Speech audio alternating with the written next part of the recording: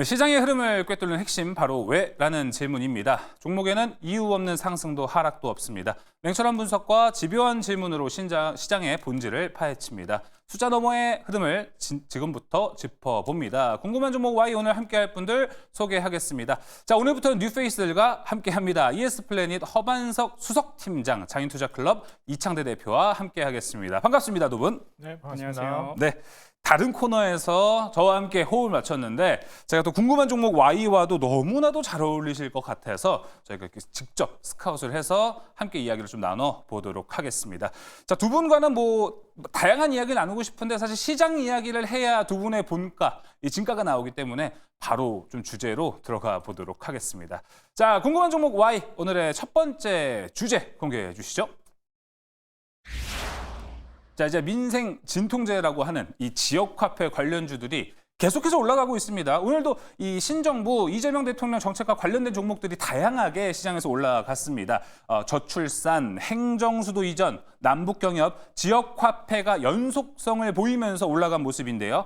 그중에서 이재명 대통령의 공약 그리고 국민들에게 가장 많이 알려져 있고요. 마침 좀 이제 추경 논의에 들어가면서 후보 시절부터 강하게 올랐던 지역화폐 관련주들이 오늘 불을 뿜었습니다. 이제 선거가 있기 전에는 정치 테마, 정책 테마라서 좀 잘 올라갔던 건 이해가 됐는데 오히려 대선 이후에 계속해서 불을 뿜는 모습, 우린 좀 어떻게 해석을 해야 되는지, 어떤 대응이 필요한지에 대한 이야기를 나눠보도록 하겠습니다. 먼저 허반석 팀장님, 사실 저희가 다른 코너에서 이야기를 할 때는 또 이제 이재명 후보 시절에 저희 그때 에르코스를 또 소개해주면서 에르코스 두 번이나 갖고 와서 두 번 다 수익을 엄청나게도 챙기신 걸로 제가 기억을 합니다. 자, 이제 말 그대로 다시 한번 정책입니다. 이번엔 지역화폐로 저희가 좀 바꾼 건데 어떻게 현재 보십니까? 테마성이 좀 짙기는 해요. 어떻게 현재 보세요? 그런데 이제 이재명 후보에서 이재명 대통령이 됐습니다. 타이틀이 바뀌었죠. 그러면 이제 공약을 진행시키고 추진할 텐데 그 추진의 수혜가 이제는 그럴 것이다 해서 실제로 추진이 되었을 때 실적으로 연결되는 기업들이 분명히 있을 수 있다라는 거죠. 최근 코나이나 웹캐시 그리고 유라클 등의 종목들이 지역화폐 관련해서 급등을 했습니다. 그런데 민생 안정과 지역경제 활성화 이런 이야기들이 나오고 있다는 거죠. 이런 공약을 전면에 내세웠던 후보가 당선이 됐다. 그럼 분명히 한다, 추진한다라는 거에 방점을 찍고서 이제는 우리가 이런 걸 하니까 여기에 그냥 무턱대고 들어가는 게 아니라 이걸 했을 때 내가 진입할 종목과 진입할 시점이 맞는가. 제가 입버릇처럼 차트상 저위험 구간인가 이 부분 지속적으로 강조를 드리고 있지 않습니까? 네. 활황을 이루고 나서 눌림목 나오고 조정을 다 받을 만큼 받았다. 여기에서 이거 지역화폐 관련주인데 그러면 우리가 찾아서 들어가 볼만 하거든요. 네. 정부가 지속적으로 지역화폐에 대한 드라이브를 걸어 나갈 것으로 예상이 됩니다. 그러면 여기서 우리가 기다렸다가 때가 되면 매수하고 네. 기다렸다가 때가 되면 매수할 종목들을 몇 종목 선별해 놓았다가 차트상 저위험 구간에서 여러분들이 조금 관심을 가져보면 좋겠다라는 말씀과 더불어서 네. 이 단어를 꼭 기억해 보셨으면 이 좋겠어요. 단어 무슨 유동성. 유동성. 지역화폐를 발행을 했을 때 이거 지역화폐 상품권이니까 전통시장과 정해진 곳에서만 쓸 수 있다. 여기서는 그걸 쓰고 남은 여력의 유동성을 가지고 각 개인 투자자들, 각 가계 재정을 어떻게 활용할 것인가. 시장에는 유동성이 늘어난다라는 거죠. 늘어나면 어떻게 됩니까? 시장의 유동성이 늘어나고 주식은 그대로 있어요. 그럼 유동성을 가지고 주식을 살 수 있을 가능성도 높아질 수 네. 있다. 다만 펀더멘털 대비 오버슈팅된 종목들은 그렇죠. 조심해서 대응해야 될 곳이 지역화폐다라는 말씀 드리겠습니다. 알겠습니다. 자, 지역화폐를 가지고 전통시장도 살아나고요. 우리가 지금 거래하고 있는 시장도 유동성이 늘어난다. 이렇게 좀 볼 수 있을 것 같습니다. 자, 그러면은 이창대 대표님, 이게 좀 테마성으로 오른 것도 있고 지역화폐의 이 투자 구조를 참 보는 것도 디테일하게 보는 것도 많이 중요할 것 같아요. 자, 우리가 다들 현재 25만 원으로 잘 알고 있습니다. 근데 이게 또 얼마나 또 자주 줄 것이냐에 대한 거는 지금 추경 논의가 이제 들어갔으니까 정확히 나온 건 없어요. 근데 우리가 이런 생각은 할 수 있을 것 같아요. 코로나 때 다들 지원금을 받았었잖아요. 그렇죠. 딱 한 번 받았던 것 같아요, 저는. 근데 이게 한 번 하고 그만두면은 투자하기엔 좀 적절하지 않지 않을 수 있을까라는 생각 좀 듭니다. 어떻게 좀 생각을 하시나요? 사실 이게 그 이전에도 그랬지만 이게 계속해서 반복돼서 돈을 뿌릴 수 있는가 여기에 대한 좀 논의는 있을 수 있을 것 같아서 앞서서도 좀 테마 관련된 주의를 말씀해 주셨는데 저 역시도 이제 추경 논의가 나오면서 딱 이게 오피셜이 나와버리게 되면은 좀 단기 차익 매물이 나올 가능성이 높다라고 봅니다. 그래서 그 이전의 기대감으로 투자를 하는 것이 좀 적합해 보이고 이번에 1차 추경안이 나왔을 때는 사실 뭐 산불 그 구호라든지 이런 좀 긴급한 쪽에 들어가는 추경안이 먼저 나왔고 2차 추경안부터가 이제 본격적인 추경안이라고 볼 수 있거든요. 네. 여기에 이제 대표적인 포인트가 이제 민생 구제이기 때문에 여기에 이제 지역 화폐가 포함될 가능성이 높습니다. 그래서 이 추경안에서 뭐 30조 이상, 뭐 35조 플러스 알파가 될 것이다 이런 얘기도 많이 나오는데 일단 규모 자체가 상당하다 보니까 여기에서 어느 정도 금액이 확실하게 이제 좀 뿌려질 것이다. 이런 얘기가 좀 나오게 되면 지역화폐 관련된 종목들은 그 모멘텀으로 좀 흔들릴 수는 있다고 봐요. 그래서 한 6월 중순에서 말 정도 되면 좀 어려워질 수도 있다라고 봅니다. 네. 그래서 지역화폐 관련주를 만약에 투자하신다라고 하면 좀 고수들의 영역이라고 생각이 들어서 초보 투자자분들은 가급적이면 다른 섹터를 보시는 게 어떨까 생각이 들고 네. 좀 단기적으로 트레이딩 관점으로 보시는 분들이라면 소액으로 접근해 보시는 게 어떨까 이렇게 좀 말씀드립니다. 알겠습니다. 자, 지역화폐 뭐 일단은 현재 시장의 주도주가 돼서 올라가고 있는 모습 그리고 이게 손이 빠르지가 않다라고 하면은 우리가 좀 마음껏 투자하기는 좀 위험한 섹터가 이미 좀 된 것도 있습니다. 그 부분을 좀 유의하셔야 될 것 같아요. 자, 저희 궁금한 종목 Y 섹터에서 항상 탑픽 종목까지 좀 받고 있습니다. 허반석 팀장이 보셨을 때는 이 안에 탑픽 종목이 있습니까?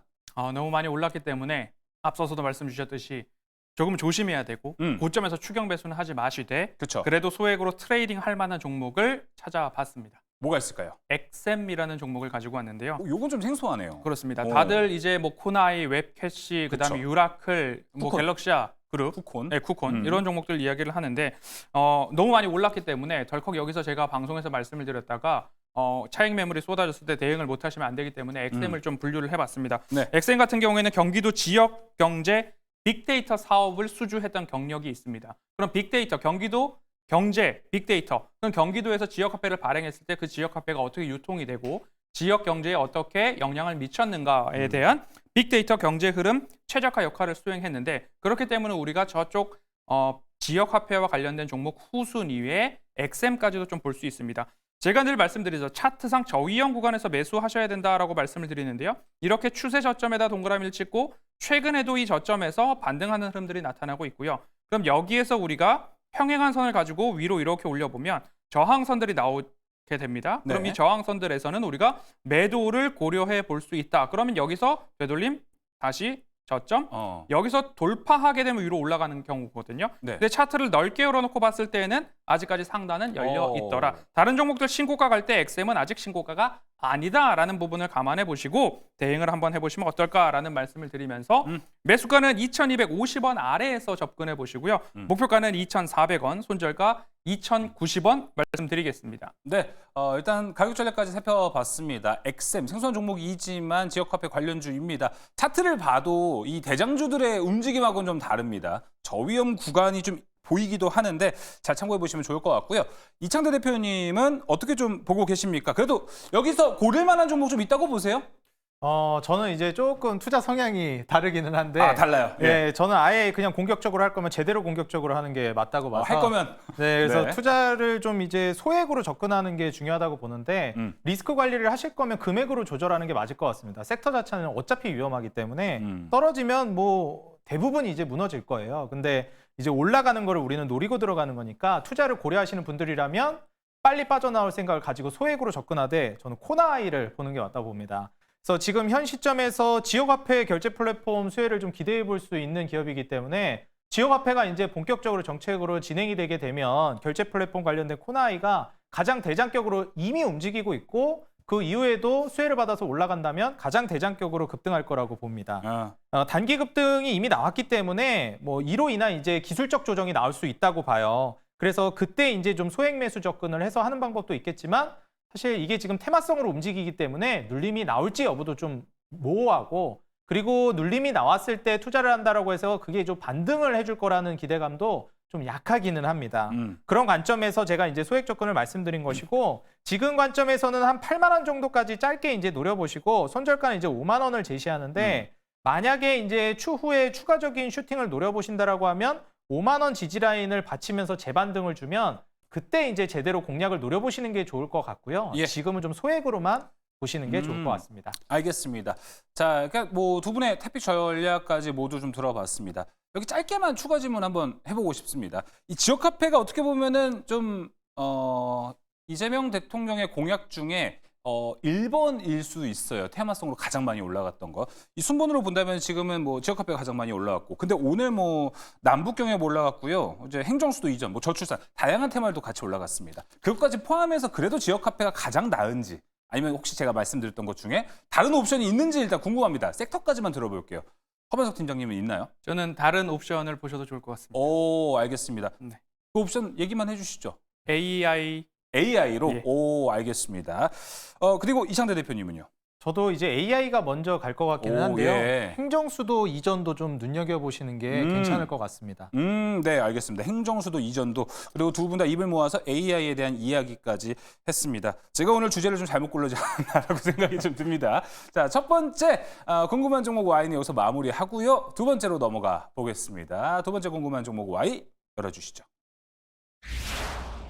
자, 어제에 이어서 오늘도 원전 이야기 해보겠습니다. 체코 해외 수주 가처분 신청이 들어가고도 주가가 엄청나게 올라갔습니다. 5월 내내 올라갔던 걸 생각하면은 오히려 어제 나왔던 이 대형 뉴스로 세론이 나오지 않을까로 생각하신 분들도 당연히 있을 것 같습니다. 하지만 올라갔어요. 그리고 신정부 들어서 원전의 미래가 아직까지는 명확하지 않기 때문에 이 시장이 나빴다면은 이것저것 이유를 붙이면서 원전주들의 하락을 유도했을 수도 있습니다. 자, 하지만 원전주들은 우리가 알고 있던 원전주가 아닙니다. 이제 확실히 좀 강한 모습을 보여주고 있고 오늘장 내내 강한 모습 보여줬습니다. 자, 이제 다음 주는 어떨까 한번 이야기를 나눠보도록 하겠습니다. 먼저 허반석 팀장이 일단 체코 수주 따냈습니다. 이쪽도 수주 산업이다 보니까 다음 수주 뭔데? 다음 이벤트 뭔데로 당연히 눈이 갈 것 같거든요. 어디를 좀 눈여겨보십니까? 체코를 하고 나면 이제 카자흐스탄에 대한 이야기들이 나올 때가 될 수 있습니다. 100에서 1,400메가와트 정도가 되는 원전 2기에 대한 건설을 추진 중인데 금액으로 따져보면 약 한 15조 원 정도 규모의 공사가 진행이 될 수 있습니다. 그리고 나서는 미국에서는 이미 원전 20기 신규 원전 건설 계획 발표가 나왔고요. 거기다가 더해서 우리가 늘 테마성 원전하면 SMR, 소형 원자로 이야기가 나오게 되죠. 그럼 여기에 대한 기대감까지도 올라갑니다. 그러면 카자흐스탄, 거기다가 더해서 미국의 원전 신규 건설, 그리고 SMR 관련된 이야기까지도 우리가 이어서 볼 수 있겠다. 예를 들자면 SMR 관련해서 태움 같은 경우에는 부품 수주 성공했다라는 이야기에 그래도 SMR 쪽에서의 실제적인 실적이 찍히는 이야기들이 나오고 있다라는 거 보시면 좋을 테니까요. 원전 이야기는 체코가 끝이 아니다. 그리고 원전에 대한 수주는 10년간 계속 실적으로 찍힐 수 있는 부분이기 때문에 여러분들이 기회, 매수 타점, 매수 포인트만 잘 잡으면 지속적으로 우리가 수익을 낼 수 있는 섹터가 될 수 있다. 그런데 뉴스에 따라 들어가기보다는 뉴스에 팔아라라는 전략이 오히려 잘 먹히는 맞아요. 섹터가 원전이 될 수 있다라고 보시면 좋겠습니다. 네, 맞습니다. 많은 분들이 원전 관련주들은 이런 얘기를 하죠. 조용할 때 사두고 어제 같은 뉴스 나왔을 때 매도해야 된다 이런 얘기가 있습니다. 그런데 5월 내내 두산에너빌리티, BHI 이런 종목도 올라간 거 보면요. 이창대 대표님, 이렇게 올라간 원전주들을 보면은 대세를 탔다. 이거 조선이나 방산처럼 이제 올라가나 보다라고 예상을 하시는 분들도 있습니다. 네. 대표님이 보셨을 때 지금은 이 원전이 더 갈 거라고 보시나요? 아니면 지금은 좀 쉬어가는 단계라고 좀 생각을 하시나요?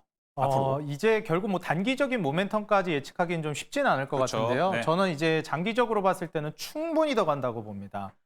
지금 현 시점에서 이미 뭐 지난달이었나요? 얼마 전에 이제 트럼프 미국 대통령이 미국의 원전 발전 용량을 2050년까지 4배 늘리겠다고 공언했습니다. 그렇죠. 2050년이면 이미 벌써 20년 이상을 내다보고 있는 것이고 규모를 이제 4배 이상으로 늘리겠다라고 했기 때문에 이 내용의 행정명령을 서명했고 그로 인한 산업 성장은 계속해서 확장될 거라고 기대돼요. 네. 이게 단순히 이제 대통령만 이야기한 것이 아니라 이미 AI 수요 증가가 나와주고 있기 때문에 메타라든지 아마존이라든지 마이크로소프트 지금 미국의 빅테크 기업들이 모조리 지금 원전 계약을 체결하고 있는 상황입니다. 얼마 전에도 메타가 컨스톨레이션 에너지랑 20년간 원자력 그쵸. 관련된 구매를 하겠다라고 계약을 체결했는데 이게 지금 이 미국의 빅테크 기업들이 원전 계약을 체결하고 있는 걸 보면 대부분 한 20년 단위로 얘기합니다.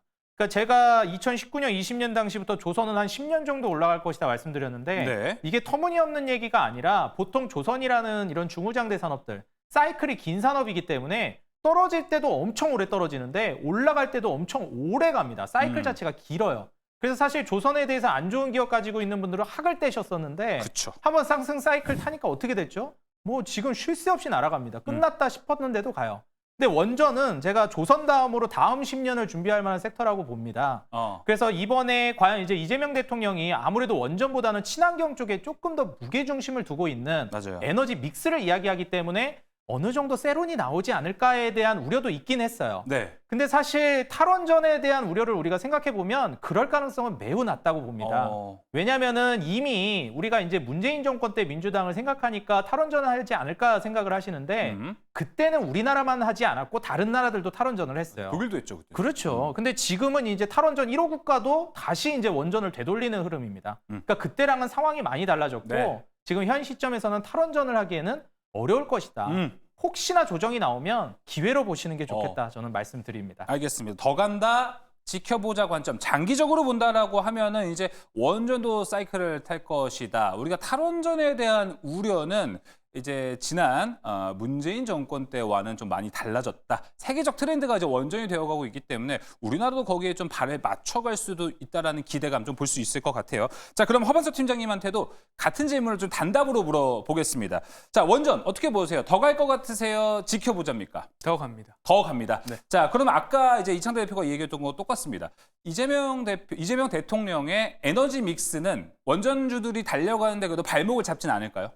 발목을 잡기보다는 순서를 조금씩 우리가 제어를 해보면 좋을 것 같아요. 지금 뭐 이재명 대통령 같은 경우에는 신재생 쪽에 방점을 먼저 찍을 겁니다. 네. 풍력과 태양광에 대한 이야기들이 나오는데 거기서 투자 포인트가 나오고 그리고 나서 원전에 대한 이야기는 세계적인 트렌드이기 때문에 놓칠 수 없다. 그리고 우리는 이것으로 수출을 해야 되기 때문에 포기하지 않을 거다라는 부분에 있어서 신재생 그리고 원전 그리고 나서 에너지 인프라에 대한 부분들이 나오게 될 텐데 스마트 전력 망보 고속도로 이야기 나오고 하지 않습니까? 그런 쪽으로 해서 신재생 그리고 원전 그리고 스마트 인프라 이쪽으로의 순환매를 우리가 한번 에너지 믹스에서는 찾아볼 수 있겠다. 원전도 빼놓지 말고 기회가 될 때는 관심을 가져야 된다라고 말씀드리겠습니다. 네, 알겠습니다.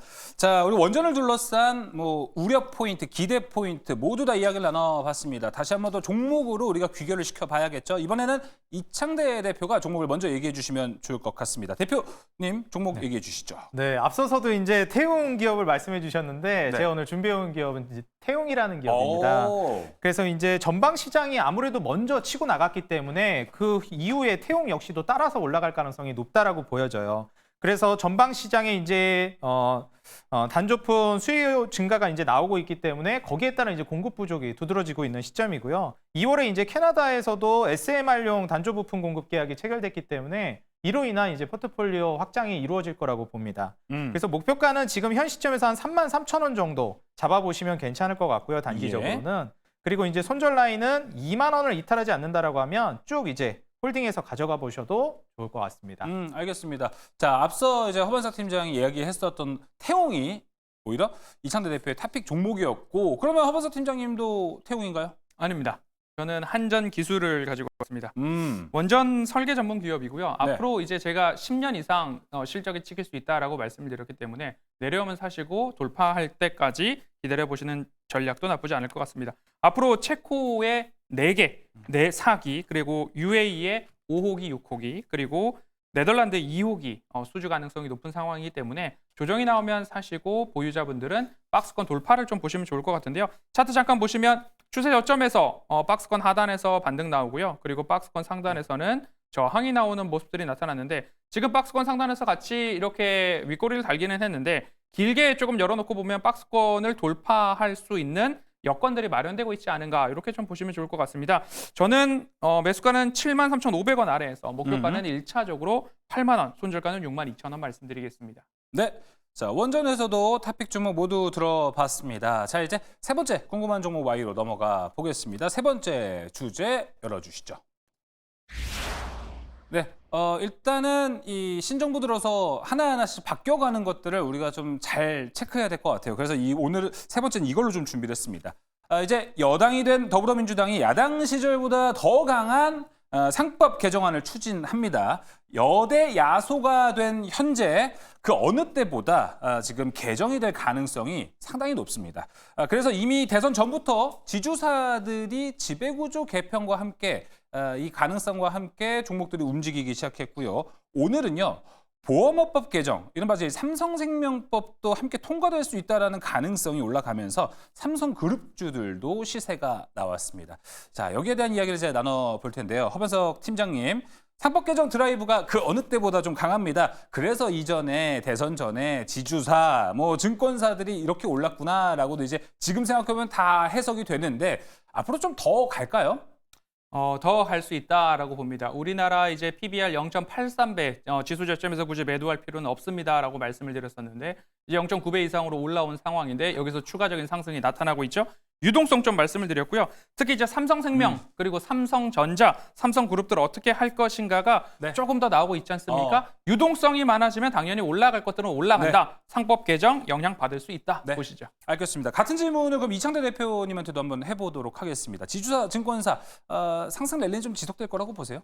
네, 근데 이제 최근에 생명보험이라든지 증권사, 지주사, 그다음에 외국인들이 또 은행주들, 네. 금융지주사들 많이 담고 있는데 저는 증권주가 가장 강력할 거라고 봅니다. 어... 일단 제일 중요한 것이 이번에 별도의 유예기간 없이 즉각적으로 이제 시행될 가능성이 높다라고 평가받고 있거든요. 그래서 이 상법 개정 이후에 자본시장법 개정이라든지 그다음에 불공정거래에 관련된 규제도 손보겠다고 얘기한 만큼 이게 논의가 되기만 하면은 즉각 이제 시동이 걸릴 수 있기 때문에 우리가 추후에 상법 개정 관련된 모멘텀을 본다라고 하면 생각보다 빨리 시장에 영향을 줄 수 있겠다. 한번 생각해 보시면 좋을 것 같습니다.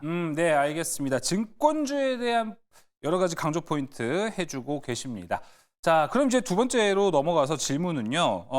삼성그룹주들에 대한 이야기를 좀 해봐야 될 것 같습니다. 자, 준비된 화면을 통해서 삼성의 이 순환 출자 구조, 이거 그림 봐도 사실 어려워요. 이거 이해하기가 되게 어려워요.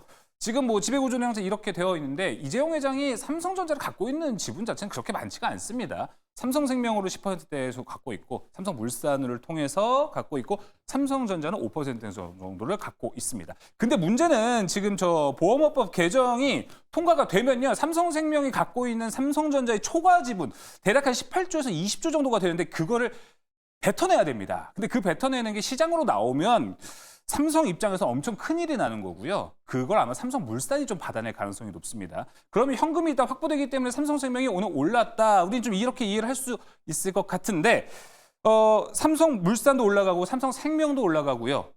삼성그룹주들이 좀 요동칠 것 같습니다. 좀 어떻게 보고 계십니까? 지금 나타나는 그대로 이제 삼성생명은 삼성전자 지분 가치 부각 때문에 리레이팅이 나타나고 있는 상황이고요. 삼성전자는 단기적으로는 물량 압박, 차익 매물 출회가 나왔을 때의 우려가 있지만 외국인들이 지금 받쳐주고 있는 상황이기 때문에 유동성의 힘을 한번 기대해 보시면 좋을 것 같고요. 네. 삼성물산은 컨트롤 타워이고 이재용 회장의 지분이 많기 때문에 이거에는 또 문제가 없을 것 같단 말이죠. 근데 이미 많이 올랐기 때문에 우리는 새로운 파일을 좀 찾아야 되겠죠. 먹거리를 찾아야 되는데 그쵸. 삼성바이오로직스를 조금 주목해보면 어떨까 싶습니다. 삼성물산이 43% 지분을 갖고 있고요. 네. 삼성전자가 31% 지분을 갖고 있습니다. 그러면 이재용 회장은 안 가지고 있다는 이야기거든요. 예. 삼성그룹이 지주사를 재편하게 될 때 삼성물산의 자회사들의 지분 가치 평가가 다시 나타날 수 있는 올라가겠네요. 이른바 삼성생명이 삼성전자를 갖고 있기 때문에 리레이팅이 나타나고 있는데 삼성물산이 지배구조 개편에 나타났을 때 삼성물산의 자회사들은 어떤 지분 평가를 받아야 하는가에 초점을 맞춰봤을 때 삼성바이오로직스를 우리가 주목해 볼 필요가 있다. 바이오의 성장성과 그리고 그쵸. 지배구조 핵심 자산이 될 수 있는데 현금성 자산을 가지고 뭔가 지분 수합을 하거나 이재용 회장이 가지고 있지 않다라는 것 때문에 무언가 여기를 빌미로 지배구조 개편의 키로 활용할 수 있을 법한 그런 모습도 한번 본다면 이중 프리미엄과 그렇죠. 잠재력이 있다라고 여러분들 삼성 바이오로직스를 한번 보시는 것도 하나의 투자 포인트가 될 수 있겠습니다. 네, 이런 이제 보험업법 개정과 함께 삼성 바이오로직스까지 우리가 좀 관점을 넓혀볼 수 있다라는 것, 알겠습니다. 허반석 팀장님이 좋은 얘기를 좀 해주신 것 같고요. 이창대 대표님은 앞서 우리가 뭐 증권사, 지주사, 그 더 나아가서 삼성까지도 이야기를 좀 나눠봤습니다. 여기서 좀 지금 괜찮게 보는 종목이 좀 있습니까? 저는 역시 이제 증권사가 좋을 거라고 생각이 예. 들어서요. 저도 이제 키움증권 쓰고 있는데 네. 키움증권이 좀 좋지 않을까 생각이 됩니다. 키움증권뿐만 아니라 이제 증권 관련된 종목들이 앞으로 좋을 거라고 기대되는데 지금 현재 이재명 대통령이 코스피 뭐 3천, 5천을 공언했습니다. 사실 이제 아무래도 힘이 강력해진 정부기 때문에 진짜 코스피 육성 정책이 강력하게 드라이브가 걸릴 거라고 보여지고 있고요. 지수가 이렇게 올라가게 되면은 사실 투자자들도 돈을 벌겠지만 가장 돈을 많이 버는 건 역시 증권사라고 볼 수가 그쵸. 있겠습니다. 그리고 다들 아시겠지만 이제 넥스트레이드까지 진행이 됐기 때문에 사실 여기에 따른 거래 활성화가 훨씬 더 커질 수 있겠고 증권사들의 이제 수혜도 기대해 볼 수 있는 시점이 왔다라고 보고 있어요. 그에 따라서 최근에 거래 대금도 이제 강력하게 증가하고 있는데 제가 이제 60조 벽을 이제 마의 벽이라고 평가했었습니다. 현재 화면에서 보시는 바와 같이 우리가 코로나 팬데믹 이후에 고객 예탁금이 엄청나게 많이 늘어났었는데 이 고점을 찍고 나서 60조 하단으로 떨어지진 않고 있었어요. 네. 근데 긴축이 진행되고 금리 인상 이후엔 60조를 계속해서 두드렸지만 돌파를 못 해줬습니다. 근데 최근에 이제 새롭게 대통령이 당선되고 나서 외인들이 한국으로 돌아오기 시작했는데 드디어 60조 벽을 뚫기 시작했습니다. 이재명 대통령이 과거 이제 우스갯소리로 우리가 이제 커뮤니티 같은 데서도 국장 탈출은 지능순이다 이런 얘기를 빗대서 이제 국장 복귀는 지능순이라는 이야기까지 꺼냈습니다. 빨리 와야 된다. 네, 다시 돌아와야 된다는 이야기를 했고 이러한 관점에서 우리가 이제 키움증권을 본다라고 하면 현재 슈팅이 나오기 시작했지만 충분히 추가적인 랠리를 기대해 볼 수 있다라고 보여집니다. 네. 목표가는 한 20만 원 정도를 1차적으로 보시면 되겠고 손절가는 14만 원을 1차적으로 제시하겠습니다. 네, 알겠습니다. 키움증권까지 이야기 들어보면서 궁금한 종목 Y 마무리해 보도록 하겠습니다. 허반석 수석팀장과 이창대 대표와 함께했습니다. 오늘 말씀 고맙습니다.